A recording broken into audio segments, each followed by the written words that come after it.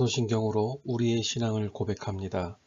전능하사 천지를 만드신 하나님 아버지를 내가 믿사오며 그 외아들 우리 주 예수 그리스도를 믿사오니 이는 성령으로 잉태하사 동정녀 마리아에게 나시고 본디오 빌라도에게 고난을 받으사 십자가에 못 박혀 죽으시고 장사한 지 사흘 만에 죽은 자 가운데에서 다시 살아나시며 하늘에 오르사 전능하신 하나님 우편에 앉아 계시다가 저희로서 산 자와 죽은 자를 심판하러 오시리라. 성령을 믿사오며 거룩한 공예와 성도가 서로 교통하는 것과 죄를 사하여 주시는 것과 몸이 다시 산 것과 영원히 사는 것을 믿사옵나이다. 아멘.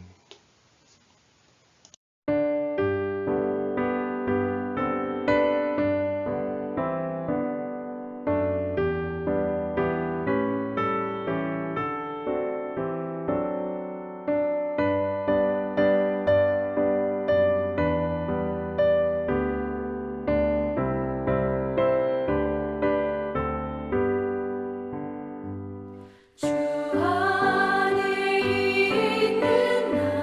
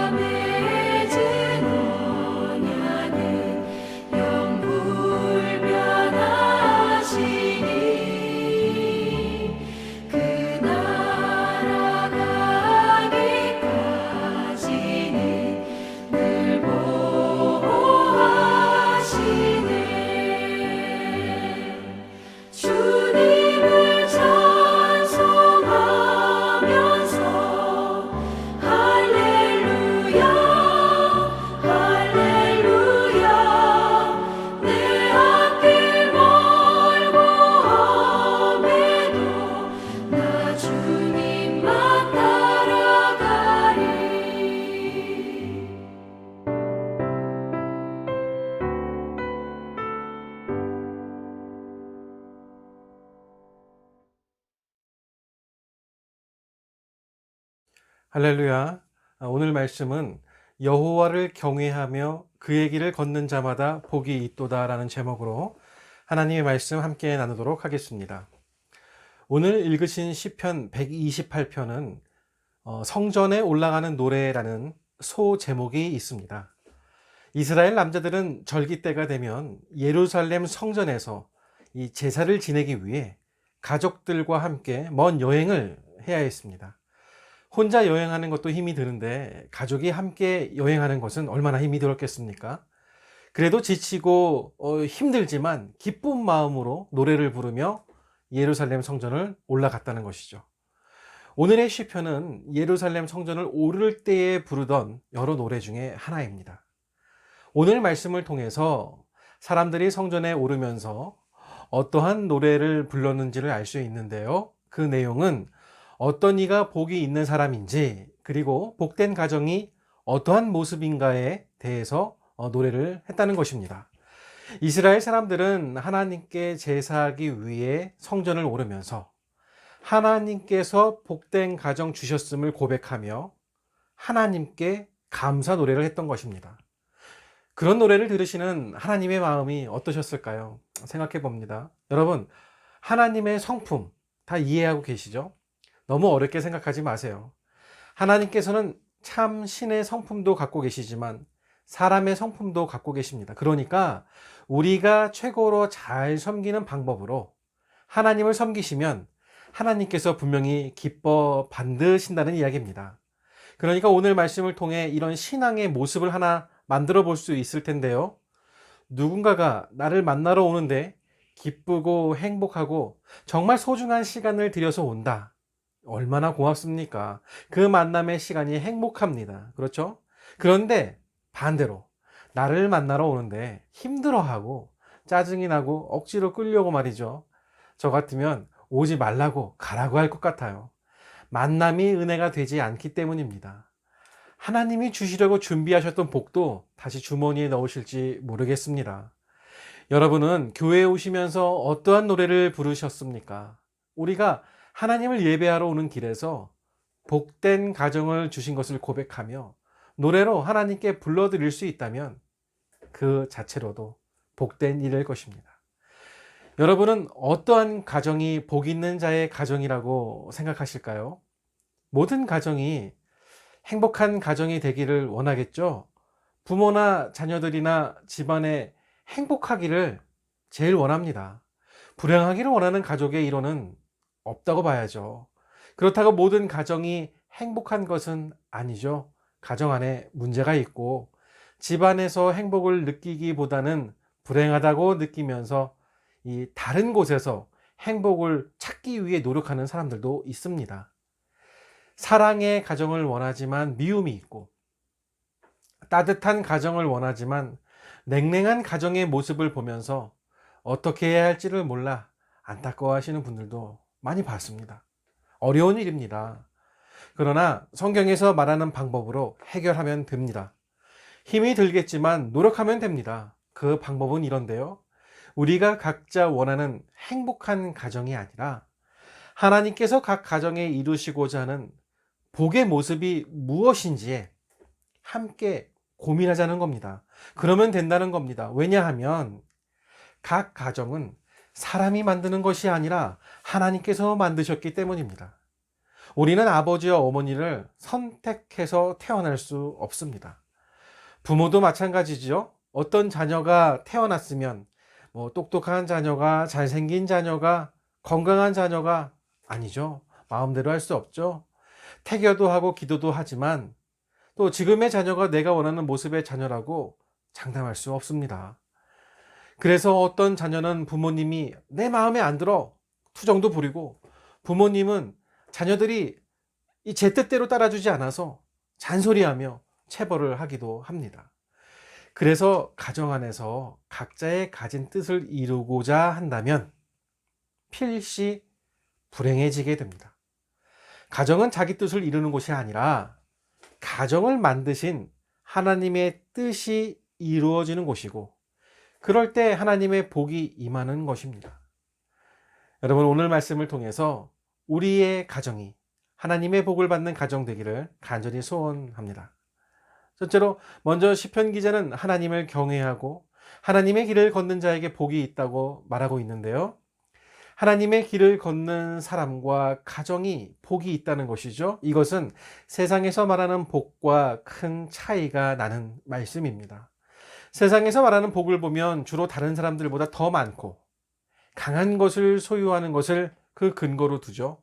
그렇기에 다른 사람들보다 물질이 많아야 하고 다른 사람들보다 명예와 인기가 많아야 하고 돈을 잘 버는 직장을 가진 것을 복의 기준으로 두기가 쉽습니다. 그런데 다른 사람들이 가지지 못한 세상의 것을 많이 가졌다 하더라도 그것이 가정의 행복을 보장하냐고요? 그러지 못합니다. 왜냐하면 진정한 행복은 세상에서 오는 것이 아니기 때문입니다. 가정의 행복은 가정을 지으신 하나님으로부터 복을 받을 때 경험되는 것입니다. 그렇기에 복된 가정은 가정 안에 있는 가족의 구성원들과의 관계도 중요하지만 무엇보다도 하나님과의 관계가 중요합니다. 하나님께서 주시는 복을 받을 만한 관계 속에서 그 안에서 가정의 행복도 있기 때문입니다. 성경도 이렇게 증언합니다. 복된 사람, 복된 가정이 되기 위해서 시편 기자는 하나님을 경외하고 또한 하나님의 길을 걸어야 한다라고 말합니다. 복을 받은 가정은 무엇보다 하나님을 경외하는 가정입니다. 하나님을 경외한다는 것은 하나님을 두려워한다는 것인데 하나님의 존귀하심을 깨닫는 가운데에서 느끼는 두려움이죠. 복이 있는 가정은 무엇보다 하나님을 두려워하는 가정입니다. 부모들은 자녀들에게 부모를 두려워하도록 가르치지 말고 하나님을 두려워하도록 가르쳐야 합니다. 그러기 위해서는 부모님들이 먼저 하나님을 경외하는 삶을 살아야 한다는 것이죠. 하나님에 대한 두려움을 상실하게 되면 방자하게 행하게 되고 하나님께서 주신 복을 받을 수 없게 됩니다. 그렇다면 어떻게 사는 삶이 하나님을 경외하는 삶일까요? 그것은 말로만 하는 것이 아니라 하나님께서 알려주신, 지시하신, 제시하신 길을 걸을 때 이루어지는 것입니다. 오늘날 사람들이 길을 찾아갈 때 누구의 말을 최고로 잘 듣는다고 생각을 하십니까? 저는 아마 내비에서 나오는 말을 가장 잘 듣는다고 생각을 합니다. 누가 길을 가르쳐 준다고 하면 걱정하지 마. 내비에서 다 가르쳐 주니까 잘 갈 거야. 이렇게 말합니다. 그래서 저는 가끔 내비에서 오른쪽으로 가세요. 왼쪽으로 가세요. 이렇게 말을 하면 전 대답도 합니다. 그리고 고마워도 합니다. 이유가 있죠. 잘 듣고 대답하면서 이런 집중을 잘 하면 헤매지 않고 목적지에 잘 도착하게 되기 때문입니다. 그래서 그렇게 목적지에 도착하면 고마움을 느끼죠. 길을 잘 인도해 주셔서 감사하다는 겁니다. 우리에게는 하나님이 있으십니다. 성경은 증언합니다. 하나님께서 복 주시는 사람에 대해 궁금해요? 하나님께서 이 알려주시는 그분의 길을 따라 걷는 사람이 되세요. 이렇게 말씀해 주십니다. 하나님께 복 받고 싶으면 하나님의 말씀을 잘 들으세요. 이런 이야기입니다. 사람마다 인생의 길이 각자 다르죠. 어떤 사람들은 세상에 많은 사람이 가는 길을 갑니다. 왜냐하면 자신도 그 길 따라가면 성공할 것 같아서 갑니다. 그리고 어떤 사람은 자신이 옳다고 여기는 길을 my way, 오로지 그 길을 갑니다. 묵묵히 갑니다. 그런데 하나님의 복은요, 다른 사람들이 많이 가는 길, 또 내 생각이 맞다고, 내가 선택한 것이 맞다고 가는 그 길이 아니라는 겁니다. 오직 하나님의 길을 걷는 자에게 복을 주신다는 겁니다. 시편 119편 105편에 주의 105절에 주의 말씀은 내 발의 등이요 내 길의 빛이니이다 라고 하셨습니다. 하나님의 길을 걷는다는 것은 하나님께서 주신 말씀대로 순종하면서 살아간다는 뜻입니다. 하나님의 복을 받는 가정은 그 어떤 사람의 말보다 하나님의 말씀을 자신의 길로 삼고서 살아가는 가정입니다. 그리고 서로 하나님의 말씀에 순종해서 하나님의 길로 걸어갈 수 있도록 가르치고 격려하는 것이 복된 가정이 되는 것입니다. 여러분, 가정의 행복이라고 하는 것은 세상에 있는 무언가를 많이 가져서 오는 것이 절대 아닙니다. 하나님을 우리 가정을 지으신 주인으로 모시고 하나님께서 알려주시는 그 길을 따라서 순종할 때 누릴 수 있는 것이 가정의 행복입니다. 그렇다면 하나님께서 주시는 복이 있는 사람의 가정은 어떠한 모습일까? 2절부터 3절에 나와 있는데요. 복된 가정을 이루는 남편과 아내, 자녀의 모습을 보여주고 있습니다. 하나님의 복은 내 손이 수고한 대로 먹는 것에 있다고 하십니다. 두 농부가 이웃에서 농사를 짓고 있었는데요. 둘 다 밭에 나가 농사를 지으면서 살았습니다. 그런데 어느 날 한 농부가 밭을 갈다가 땅에서 검은 물이 흘러나오는 것을 보고 땅을 팠는데 유전입니다. 여러분, 그렇다면 누가 더 복받은 사람처럼 여겨지십니까? 둘 다 복받은 사람일 수도 있고 그렇지 못한 사람일 수도 있습니다. 그런데 사람들은 땅에서 기름이 나와 돈을 많이 번 사람을 복받은 사람이고, 수고하면서 일하는 하루하루의 삶에 대해서 살아가는 사람이 복이 없다고 생각을 많이 합니다. 그것이 문제입니다. 그러다 보니 오늘날 열심히 수고하면서 살아가는 현재의 삶이 복된 것임에 또 불구하고 그 복을 누리지 못하며 살아간다는 것이죠. 그런데요, 여러분, 이스라엘 역사를 보면 그들이 수고한 만큼 제대로 먹지 못한 때가 더 많았습니다. 애굽에서 노예로 살 때는 애굽 사람들이 그 수고한 것을 다 가져가 버렸고, 가나안 땅에서 나라를 세웠을 때도 다른 나라의 속국이 되어서 자신들이 수고한 것들을 다 뺏기거나 상납을 해야만 했습니다. 그것뿐입니까? 때로는 땅에 기근이 들어 수고한 것을, 그 농작물들을 다 망치기도 했습니다. 여러분, 사실 이런 일은 지금도 우리 주변이나 나에게 있는 일입니다. 있습니다. 내가 수고한 대로 먹을 수 있다는 것은 예전이나 지금이나 하나님의 보호하심이 있을 때나 가능한 이야기입니다. 하나님께서 가정, 특별히 가정을 책임지는 가장들에게 주시는 복은 자기 손으로 수고하고 그 수고한 대로 먹고 살 수 있도록 하나님께서 보호해 주신다는 겁니다. 그게 복이라는 겁니다. 수고한 대로 먹을 수 있는 삶은 하나님께서 보호하시는 삶이고, 그것이 복이라는 겁니다. 하나님은 일하는 삶을 복된 삶으로 여러 군데에서 말씀하고 있습니다. 하나님께서 처음 사람을 만드시고 에덴 동산에 아담과 하와를 두셨을 때 그들로 어떻게 살게 하셨을 것 같습니까? 에덴 동산 안에 심어진 나무의 열매를 따먹으면서 빙둥빙둥 놀면서 살도록 하셨습니까? 아닙니다. 아닙니다. 그렇지 않습니다. 하나님께서는 아담을 지으시고 아담에게 분명하게 말씀하셨습니다. 창세기 2장 15절인데요. 여호와 하나님이 그 사람을 이끌어 에덴 동산에 두어, 아담을 말하죠, 그것을 경작하며 지키게 하시고 라고 하셨습니다. 하나님은 아담을 만드시고 그가 땅을 경작하면서 살게 하셨습니다. 동산의 모든 열매가 자신의 것이지만 또한 일하면서 살아가도록 하셨던 것입니다. 전도서 3장 13절에서도 전도서 기자는 이렇게 말합니다.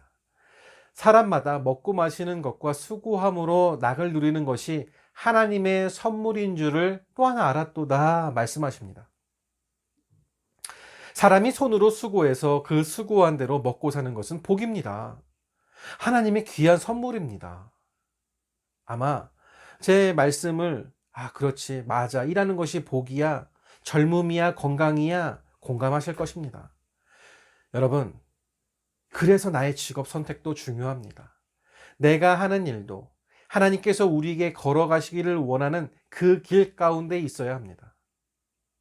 하나님께서 인도하시는 길을 벗어나서 하는 일은 하나님의 복을 잃어버리고 복된 가정을 잃어버리는 위험한 길입니다. 하나님께서 원하시는 일을 성실하게 감당하며 그 수고한 대로 감사하며 살아가는 가정이 복된 가정. 그러니 부모는 세상에 허황된 것을 쫓아 살아가지 말고 하나님의 길을 따라 열심히 수고하는 모습을 자녀에게 보여야 합니다. 보이게 되면 자연히 가르쳐 주기도 할 것입니다. 자, 그렇다면 복된 아내와 자식은 어떠한 사람입니까? 3절이죠. 함께 읽어보겠습니다. 내 집 안방에 있는 내 아내는 결실한 포도나무 같으며 내 식탁에 둘러앉은 자식들은 어린 감람나무 같으리로다. 아멘. 복된 가정의 아내를 보면 안방에 있는 결실한 포도나무 같다 말합니다. 그러니까 열매가 여물어서 곧 열릴 것 같은 풍성한 열매 맺음을 이야기합니다. 결실하다. 그리고 식탁에 둘러앉은 자식들은 어린 감람나무 같다 합니다. 여러분, 이 감람나무는요, 오늘날의 올리브나무를 말합니다. 성경에 보면 이 포도나무나 감람나무, 이 올리브나무에 대한 말씀이 정말 많이 나오는데요. 여러분, 딱 기억합시다. 포도나무와 감람나무 이야기는 거의 축복, 복에 대한 이야기들입니다. 중동 지역에서 가장 좋은 열매나무죠. 포도나무와 감람나무가 잘 되면 수입도 생기고 그것처럼 기쁜 일이 없는 것입니다. 아내는 안방에 있는 풍성한 포도나무와도 같다고 합니다. 하나님께서는 이스라엘을 포도나무에 비유하시면서 좋은 열매를 발해서 극상품의 포도를 심으셨다고 말씀하셨는데요. 좋은 포도나무는 하나님의 뜻대로 순종하면서 살아가야 하는 삶인 것입니다.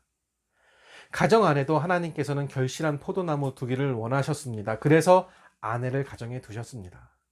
사실 남자들이 밖에서 수고하지만 안에서 결실한 포도나무와 같이 가정을 성숙한 모습으로 가꾸어가는 아내의 그 수고, 정말 중요합니다. 정말 그래요. 안 사람이 주는 큰 기쁨이 있습니다. 그리고 더 깊은 의미가 있는데요. 포도의 열매는 포도주를 만들고 사람들을 기쁘게 하는 의미도 가지죠. 아내라고 하는 존재는 이 집안에 활력소를 또 창출하는 존재라는 것입니다. 남편과 자녀들을 격려하는, 또 활력소가 되는 포도나무의 역할을 해야 하는 것입니다. 그리고 자녀들은 식탁에 둘러앉은 어린 감람나무라 말씀하십니다. 감람나무는, 여러분, 이 올리브나무는요, 사실 건축물에 쓰이지는 못합니다. 그러나 이 나무를 자르면요, 이 나무태가 너무 아름다워서 아주 상급 가구를 만드는데 사용이 된다고 합니다. 그러니 수입이 좋아지죠. 또한 이 올리브 열매도 좋은 수입원이 됩니다. 그리고 이 올리브 나무의 씨로 기름을 짜서 등불의 연료로 사용됩니다. 성경에 나오는 거의 모든 기름, 이 등불의 연료는 올리브유를 말합니다. 성전에 있는 성소에도 이 올리브유로 성소를 밝혔습니다. 그러니 하나님과 사람에게 유용하게 사용되는 나무가 올리브 나무라는 것입니다. 비록 자녀들이 아직은 장성하지 않았지만 앞으로 크게 자라고 열매 맺을 것을 기대하기 때문에 여러분, 그것도 큰 복이 아니겠습니까? 시편 52편 8절에는 이런 말씀이 있습니다. 그러나 나는 하나님의 집에 있는 푸른 감람나무 같으며 하나님의 인자하심을 영원히 의지하리로다. 의지가 됩니다. 감람나무가 하나님의 집에 심겨질 때 복이 있습니다. 자녀들이 하나님의 말씀에 뿌리를 받고 튼튼히 자랄 때 하나님과 사람들에게 열매로, 나무로, 기름으로, 씨앗으로 유익이 됩니다. 이러한 자녀들을 보고 있노라면 그것이 얼마나 큰 복이겠습니까? 그런데 살다가 보면 때론 아내들이 결실한 포도나무의 모습을 잃어버리고 자녀들은 어린 감람나무의 모습을 잃어버릴 때가 있습니다. 안방에 들어갔는데 포도나무가 있는 것이 아니라 열매 없는 포도나무가 있다면 문제입니다. 식탁에 앉았는데 어린 감람나무가 있으면 좋은데 스마트폰만 보고 있는 감람나무가 있다면 문제입니다. 아내가 포도나무가 되고 자녀들이 감람나무가 되기 위해서는 그들도 하나님의 길로 걸어가는 복된 사람이 되어야 합니다. 그래서 성경은 가정의 구성원 각자가 하나님께 복을 받을 사람으로 살아갈 때 가정도 복된 가정이 됨을 교훈받으라 말씀해주고 있는 것입니다. 그러니까 복된 가정은 다른 사람이 내게 복이 되기를 바라는 것이 아니라 내가 다른 사람의 복이 되어 주기를 원하는 사람들이 있을 때 이루어지는 것입니다.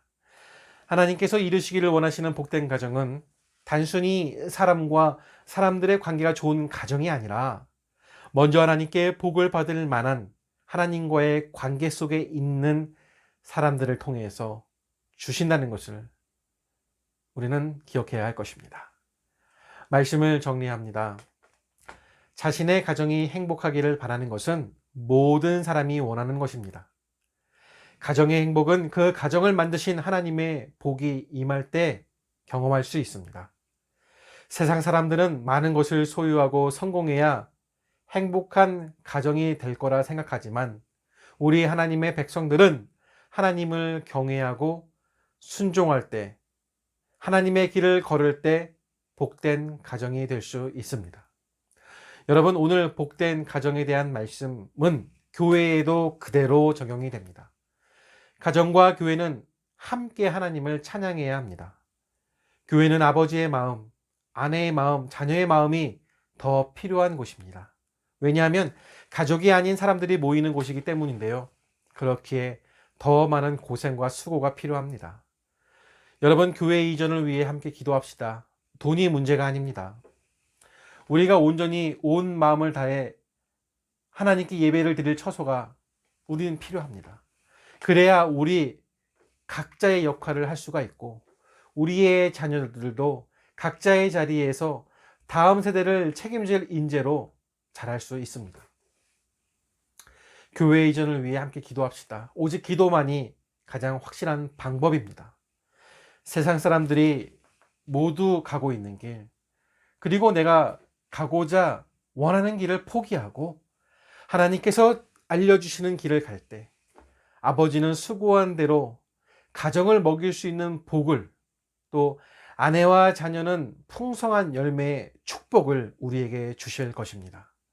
오늘 이 시간 하나님께서 주시는 감동으로 복된 삶을 누리시고 복된 가정을 이루시는 성도님들 되시기를 간절히 축복드립니다. 우리 다 함께 기도하겠습니다. 하나님, 감사드립니다. 우리에게 복된 아내와 남편을 주시고 우리 어머니와 아버지를 허락하시고 우리의 자녀들을 허락하셔서 하나님 안에서 아름다운 가정 이루게 하시고 서로 의지하고 귀히 여기며 한마음 되게 해주신 것을 감사드립니다. 주님, 그러나 우리 가정들이 다 온전하지는 않습니다. 상처가 있습니다. 아픔도 있습니다. 간절히 주님께 기도드리오니 이런 우리들의 연약한 마음을 만져주시고 하나님의 말씀으로 복된 가정을 이루어 나갈 수 있게 주님 도와주시옵소서. 하나님, 이 시간 여러 가지 감사의 고백을 담아 귀한 예물을 드리오니 기쁘게 받아주시옵고 드리는 손길 위에 감사가 넘치고 기쁨과 행복이 풍성한 인생을 책임져 주시기를 간절히 기도드리오며 이제는 우리 구주 예수 그리스도의 은혜와 하나님 아버지의 무한하신 사랑과 성령 하나님의 교통하심이 오직 주의 말씀이 나를 이끄심을 믿는 사랑하는 우리 모든 성도들 머리머리 위에 그 가정과 자녀들, 가정의 생업과 학업 위에, 그리고 이 나라 민족과 우리 교회 가운데 영원토록 함께 있을지어다. 아멘.